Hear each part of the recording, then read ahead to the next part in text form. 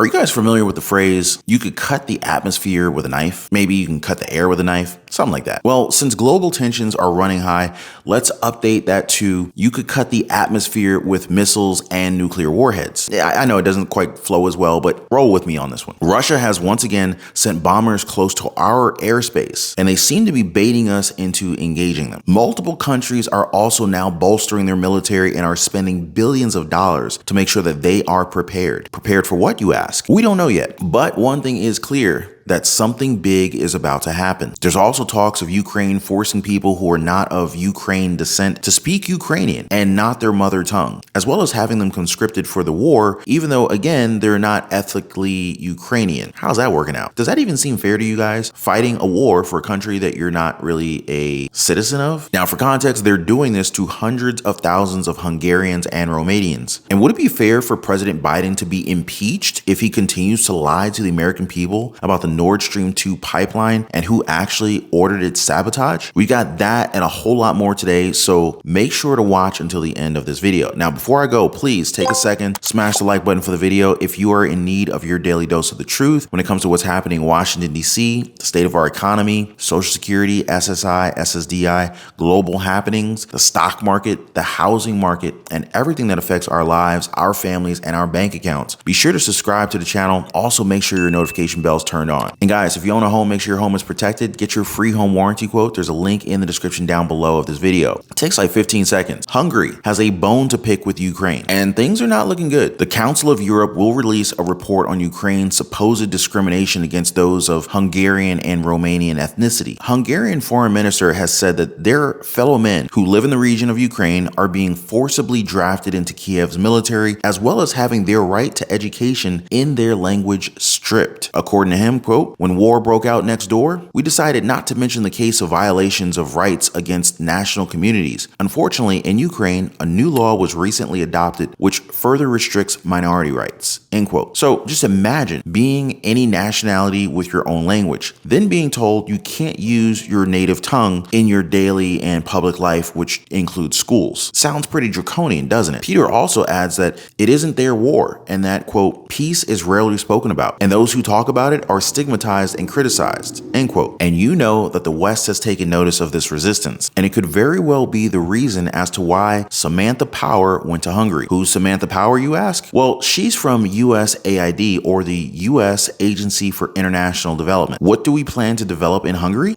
Well, I'm glad you asked. We could be plotting to change up their government, much like what we've done with other countries before. Y'all know what I'm talking about. In a Twitter post, Power said this, quote, during my trip to Budapest, I spoke with Hungarians about at USAID's new support for locally driven initiatives to support civil society and independent media, and how we can work together on key challenges of democracy and securing respect for the rights and dignity of all people, end quote. Do you guys think that the United States is the best country to take pointers on supporting civil society and democracy right after it's come out that we blew up the Nord Stream pipelines and blame someone else for doing it? And you have to realize that Europe's going to be in trouble by the end of this year to 2024 as their energy supplies are sure to run low. If more oil isn't sent, they may even run out and have the entirety of Europe in an energy crisis. And I find it funny that independent media is being talked about, since we know for a fact, let me repeat that, for a fact, that the federal government has worked with social media platforms to suppress the truth. Heck, to this day, I'm seeing suppression on some of my videos. Even when I ask you guys to like the content that I put out, it's still being suppressed for some reason. But yet, the United States is pushing $20 million to Hungary to change up their nation, be more like the United States. I don't know if it sounds like a good deal. To be honest, Hungary may be a better model for democracy than the United States. I know, I said it. And with all of that happening, were you guys aware of Japan's latest moves to bolster their military? That's right, guys. They spent around $320 billion to arm themselves. This comes from their worries when it comes to China and Russia. Now, speaking of Russia, we just intercepted more of their bombers off of Alaska. This is 2 straight days that they sent bombers near our airspace. So you got Japan, a normally peaceful and pacifist country looking for more weapons, and Russia continuing to jab the pencil at the United States. It is clear that we're not in for better times. The real question is, what's really going on? Are we setting up for a full-blown global conflict in the coming weeks and months? All under the leadership of the Biden administration. And it should come as no surprise that officials in Congress are are calling for President Biden's impeachment. Because you got to remember, the Biden administration attacked the infrastructure of Europe without going through Congress. This was a hush-hush operation under the guise of a NATO military exercise called Baltops 22. Now, at some point, you got to ask, is impeachment enough? And look at this. New York Representative Richie Torres was asked about what they plan to do about it, and the exchange you're about to see is just glorious. Cy Hirsch just released the fact that the United States blew up the Nord Stream 2 pipeline. You weren't briefed on that. Why not? Are you going to put a congressional probe into that? Yes or no? Because this ain't no ordinary journalist. You know that. So, Oh, I want to hear what he has to say. Nord Stream is a pipeline that transfers oil from Europe, particularly Germany. I'm sorry, from Russia to Germany.